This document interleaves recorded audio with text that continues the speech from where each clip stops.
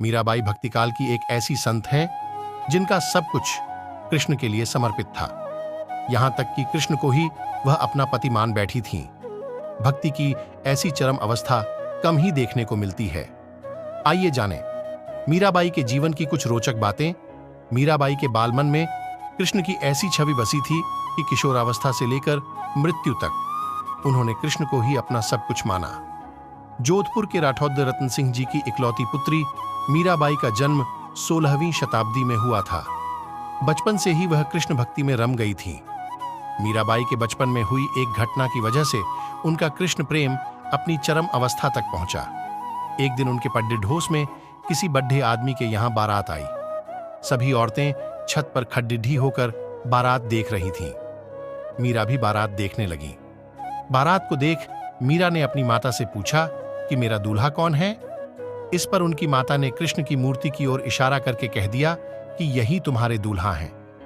बस ये बात मीरा के बालमन में एक गांठ की तरह बंध गई। बाद में मीराबाई की शादी महाराणा सांगा के पुत्र भोजराज, जो आगे चलकर महाराणा कुंभा कहलाए, से कर दी गई। इस शादी के लिए पहले तो मीराबाई ने मना कर दिया, लेकिन जोर देने पर वह फूट फूट कर रोने लगीं। शादी के बाद विदाई के समय वे कृष्ण की वही मूर्ति अपने साथ ले गईं जिसे उनकी माता ने उनका दूल्हा बताया था। ससुराल में अपने घरेलू कामकाज निबटाने के बाद मीरा रोज कृष्ण के मंदिर चली जातीं और कृष्ण की पूजा करतीं, उनकी मूर्ति के सामने गातीं और नृत्य करतीं। उनके ससुराल वाले तुलजा भवानी यानी दुर्गा को कुल देवी मानते थे।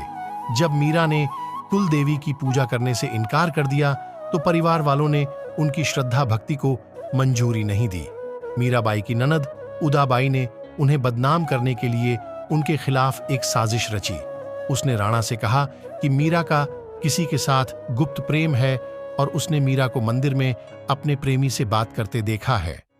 राणा कुंभा अपनी बहन के साथ आधी रात को मंदिर गया। वह मंदिर का दरवाजा तोड़कर अंदर पहुंचा और देखा कि मीरा अकेले ही कृष्ण की मूर्ति के सामने परम आनंद की अवस्था में बैठी मूर्ति से बातें कर रही थीं और मस्ती में गा रही थीं।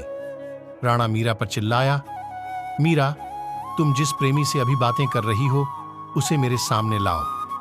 मीरा ने जवाब दिया, वह सामने बैठा है, मेरा स्वामी नैनचोर, जिसने मेरा दिल चुराया है, और वह समाधि में चली गई। इस घटना से राणा कुंभा का दिल टूट गया, लेकिन फिर भी उसने एक अच्छे पति की भूमिका निभाई और मरते दम तक मीरा का साथ दिया।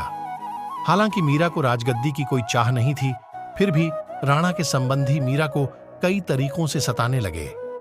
कृष्ण के प्रति मीरा का प्रेम शुरुआत में बेहद निजी था, लेकिन बाद में कभी कभी मीरा के मन में प्रेमानंद इतना उम्मद्द पद्धता था कि वह आम लोगों के सामने और धार्मिक उत्सवों में नाचने गाने लगती थीं। वे रात में चुपचाप चित्तौद के किले से निकल जाती थीं और नगर में चल रहे सत्संग में हिस्सा लेती थीं। मीरा का देवर विक्रमादित्य, जो चित्तौदगढ़ का नया राजा बना, बहुत कठोर था। मीरा की भक्ति, उनका आम लोगों के साथ घुलना मिलना और नारी मर्यादा के प्रति उनकी लापरवाही का उसने कड़ीडी डैचिहा विरोध किया। उसने मीरा को मारने की कई बार कोशिश की।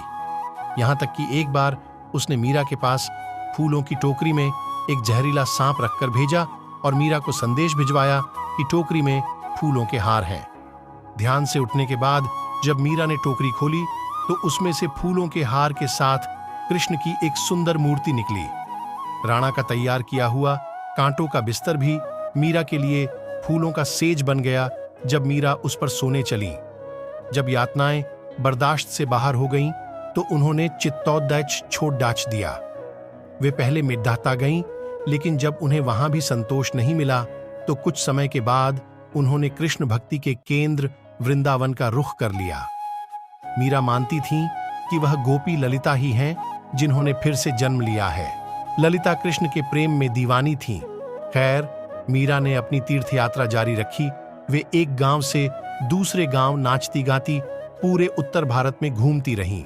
माना जाता है कि उन्होंने अपने जीवन के अंतिम कुछ साल गुजरात के द्वारका में गुजारे। ऐसा कहा जाता है कि दर्शकों की पूरी भीड़ के सामने मीरा द्वारकाधीश की मूर्ति में समा गई।